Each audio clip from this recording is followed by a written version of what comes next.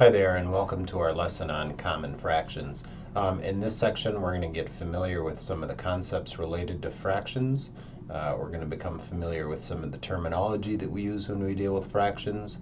And we're going to convert between forms of a fraction. So specifically, by the end of this lesson, you're going to be able to switch between improper and mixed number form of a fraction.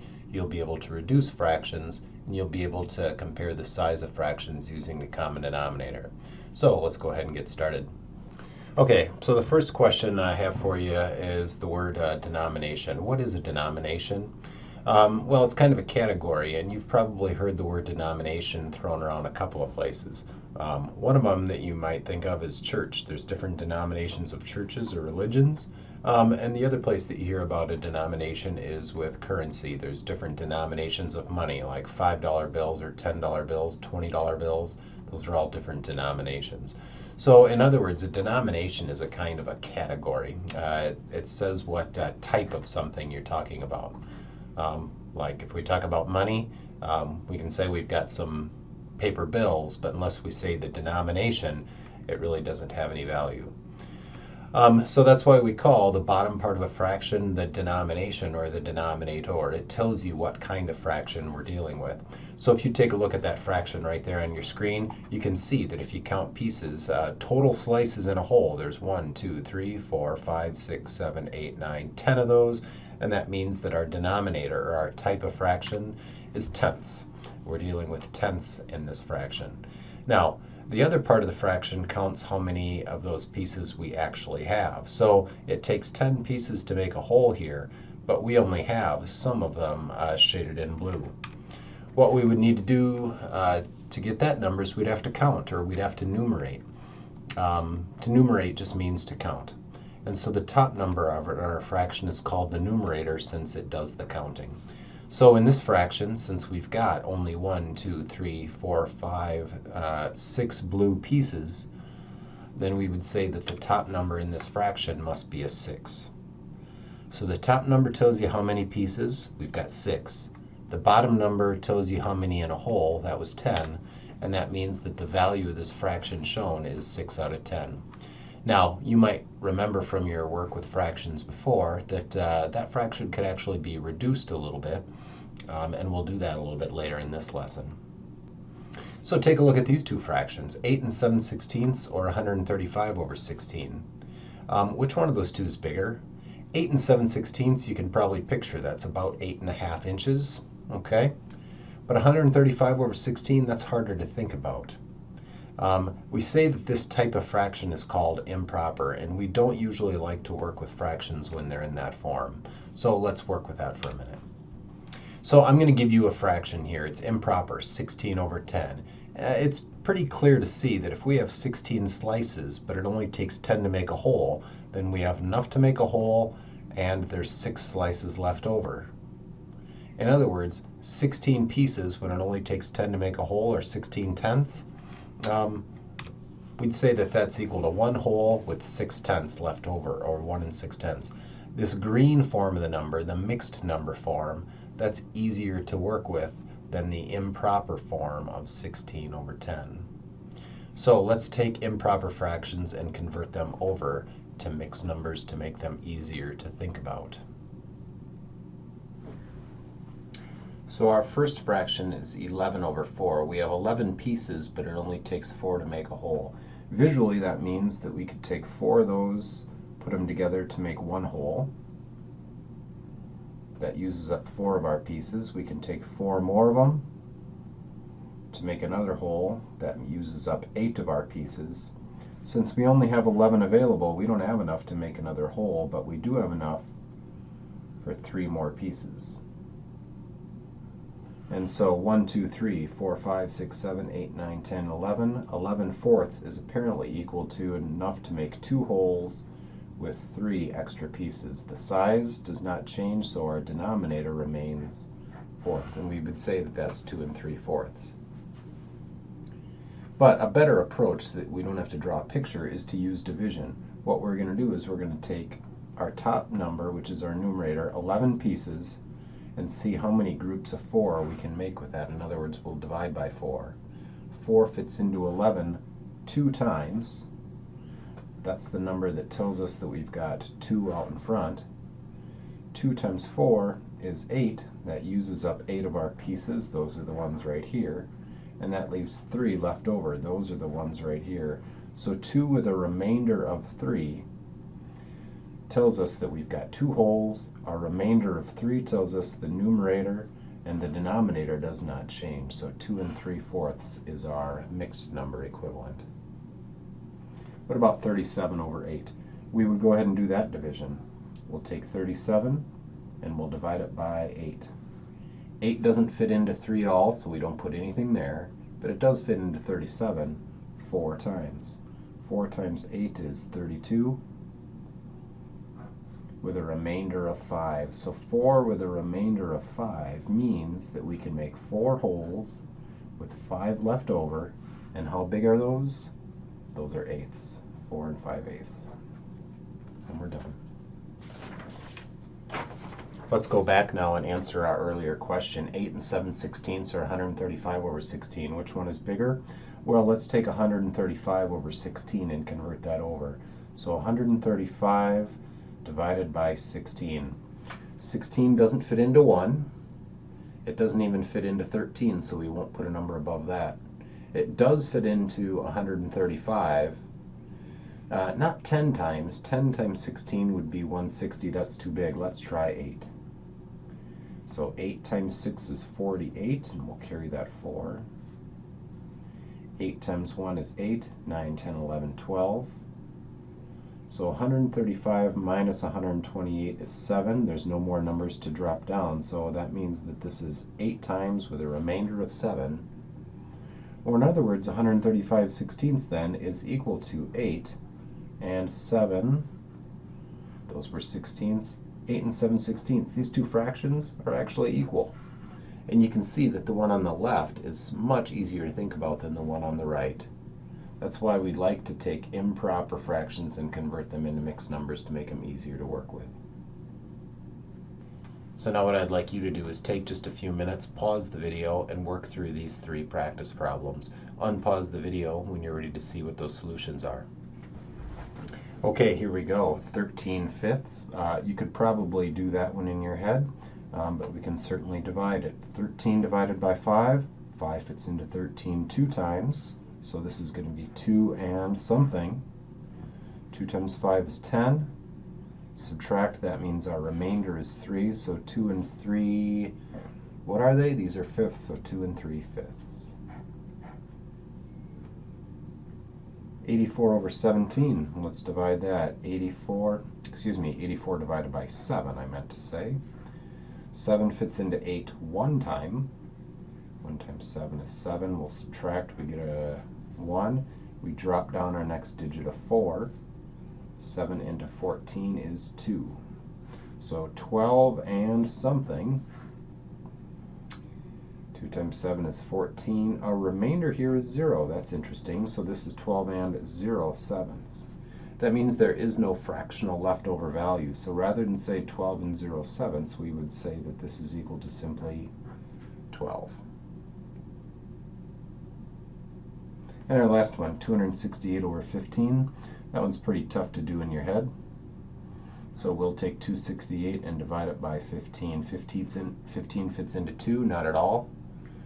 15 fits into 26 one time. 1 times 15 is 15. Subtract, and that leaves us with 11. We'll drop down that next 8. 15 into 118, here again, that's kind of tough. 10 times 15 is 150, so it's nowhere near 10. Let's try 7. 7 times 5 is 35, and we'll carry that 3. 7 times 1 is 7, 8, 9, 10. And when we subtract, we get a remainder of 13. So 17 is our whole number. 13 is how many leftover pieces there are, and 15ths is the denomination or the size of those. So 17 and 13/15. Hopefully you got all 3 of these correct, but if not, you can go ahead and rewind and rewatch that process. This is an important skill to have. We'll be doing this more when we work with operations in our next lesson. Okay, let's convert mixed numbers into improper fractions.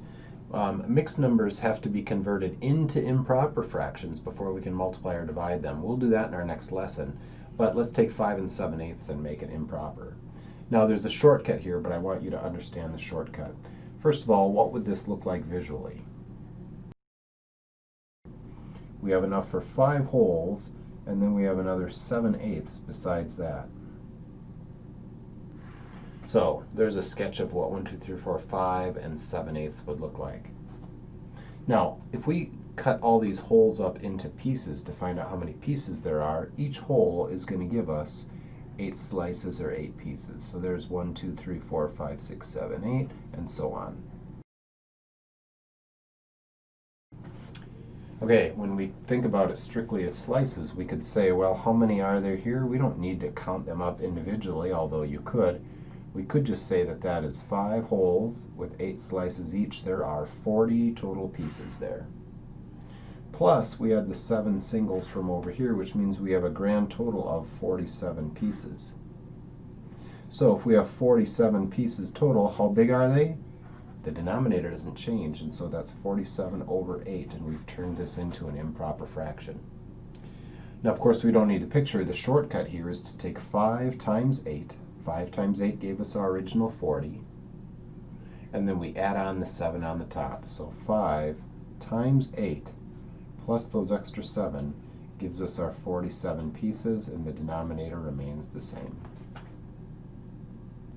So I would like you to take a minute and do these 3. Pause the video, convert these 3 mixed numbers into improper fractions, and unpause when you're ready to see if your solutions are correct. Okay, here we go. We're going to take 3 times 5. That gives us 15, plus those 4 from the top gives us a total of 19, which means our numerator is 19 total pieces, and the size doesn't change. That's 19 fifths. 6 times 9, that gives us 54, plus the 7 singles gives us 61. So we have 61 total pieces, and those are ninths. That middle one is 61 ninths.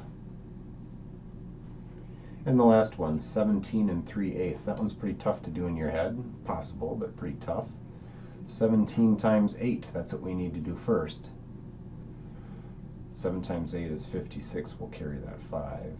8 plus 5 is 13. So there's 136, plus the 3 individuals that we had. That makes 139. And so this is 139 total pieces. They are all eighths, and so that's 139 eighths for our last one. So these are the 3 answers you should have gotten. If not, go ahead and rewatch those process for each one. Let's keep going. All right, early in our lesson, we looked at this fraction 6 over 10, and we noted that we could reduce it. Let's talk about reducing for a minute. Sometimes you can take a fraction like this and you can group slices together. Since there's 10 pieces here, we can group pairs of blue ones together and group a couple pairs of white ones together. And if you do that, you get the same fraction, but the slices are all bigger. Instead of 10 slices, there's now only 5. Instead of 6 blue ones, there's only 3. So by grouping them together, 6/10 is really the same, you can see in our picture here, as 3/5. Now a shortcut for that is to just look at the fraction and say, is it possible to divide the numerator and the denominator in a fraction by the same number? And here it is. We divided them both by 2 to get 3/5. When we do that, we say that the fraction is completely reduced, or in lowest terms, and that's the best way to work with any fraction, and that's always what we do with measurements on a tape measure. Let's look at these 3 examples. 12/16, 65 over 100, and 4 40/64. Okay, our first one, 12 over 16. Is there a common factor in each of those? There is. Those both divide by 4. And if we divide them both by 4, this becomes 3/4.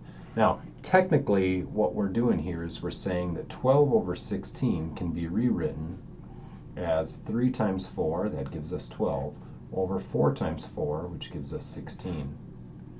But the fraction 4 over 4 is really equal to 1, so that doesn't do anything.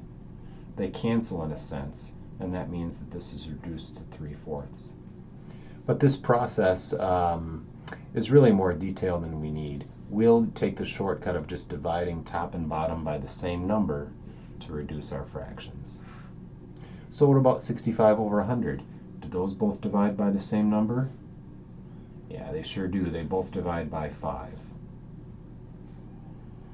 Now the top 65 divided by 5, you might be able to count that up like money and $5 bills in your head, but we can also just divide 65 by 5. 5 fits into 6 once. Into 15 3 times. So that means that our top number reduces to 13, and 100, if you break it up into 5 equal parts, they're all worth 20. So that fraction reduces to 13 over 20. 4 and 40 over 64. First of all, that number out in front does not change. Anytime there's a whole number in front, we just bring it along. It doesn't reduce. 40 over 64, those both divide by 2 since they're even. And if we divide them both by 2, we get 4 and 20 over 32. But those reduce again, right? In fact, both of these divide by 4, so we can reduce even more. And that becomes 4 and 20 divided by 4 is 5. 32 divided by 4 is 8. 4 and 5/8 when we reduce it completely.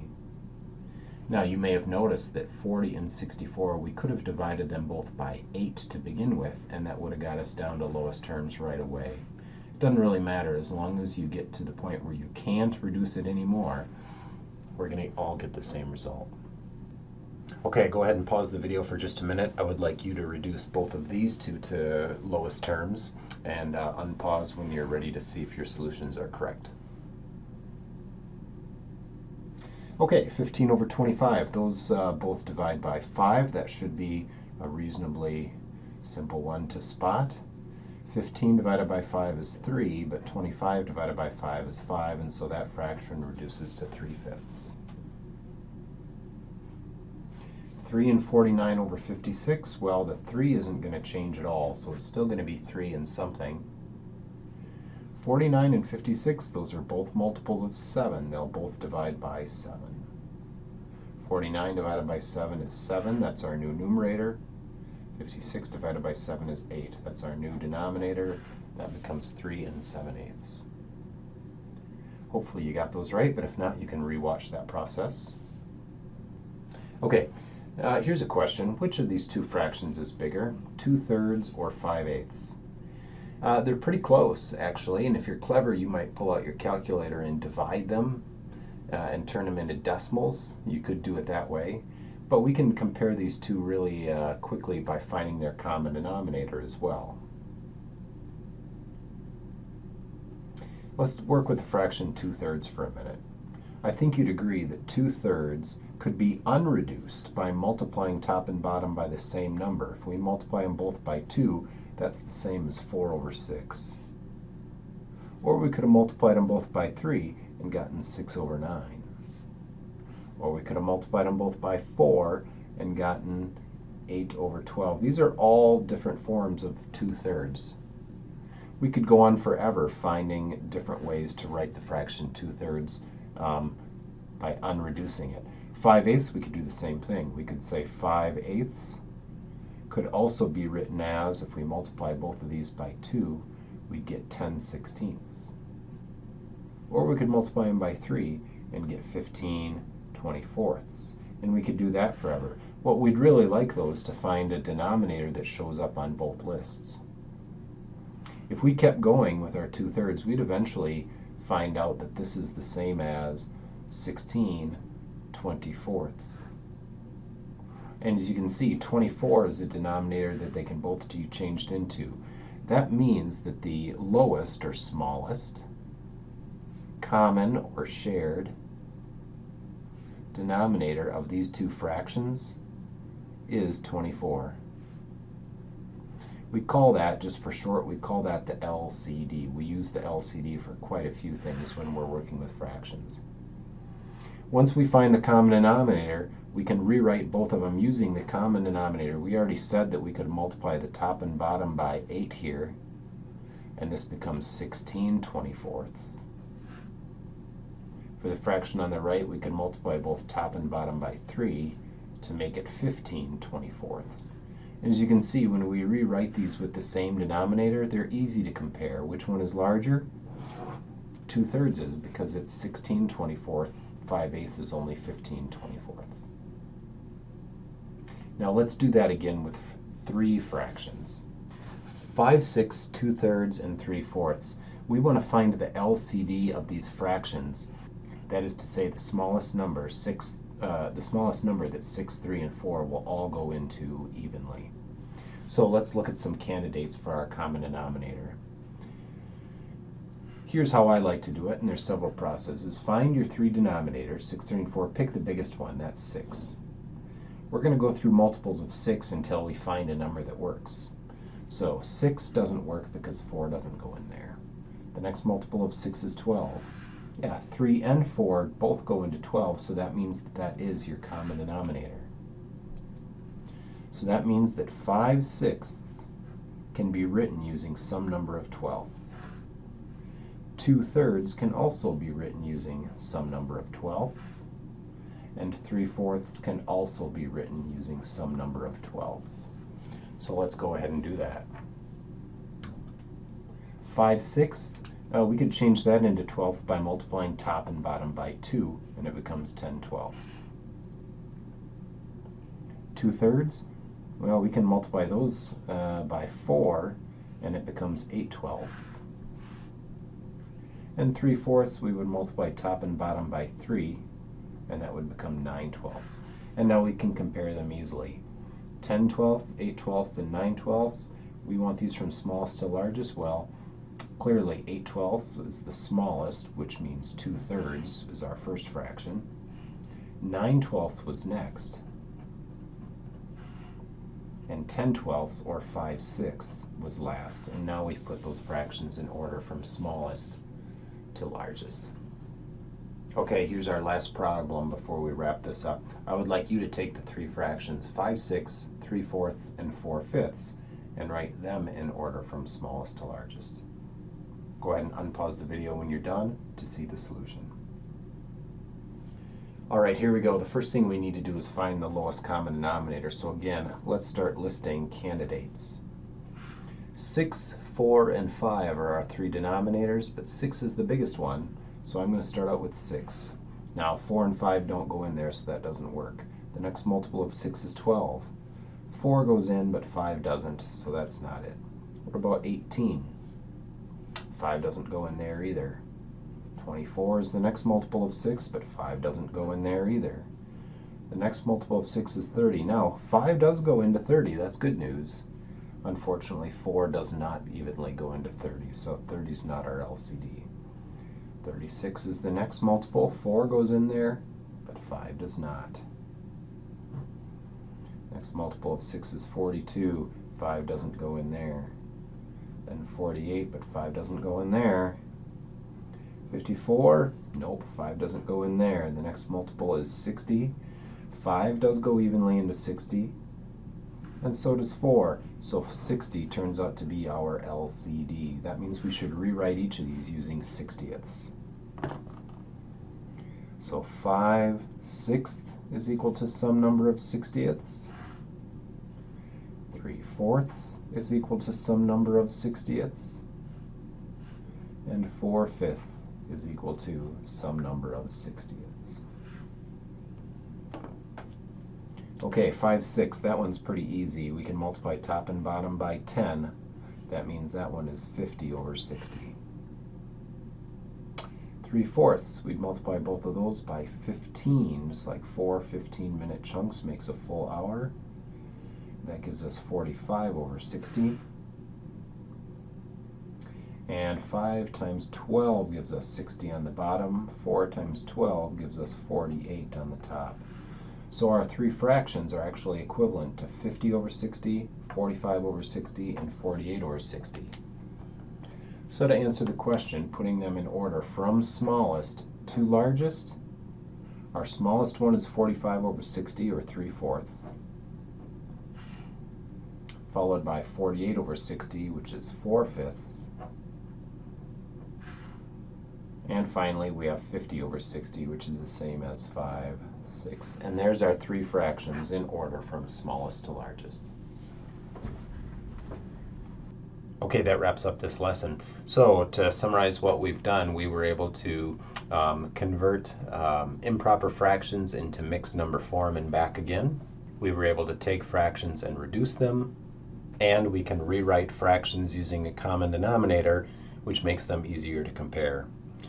That wraps up this lesson. In our next lesson, we'll add and subtract and multiply and divide fractions, and we'll use all the skills that we developed here. So we'll see you in the next lesson.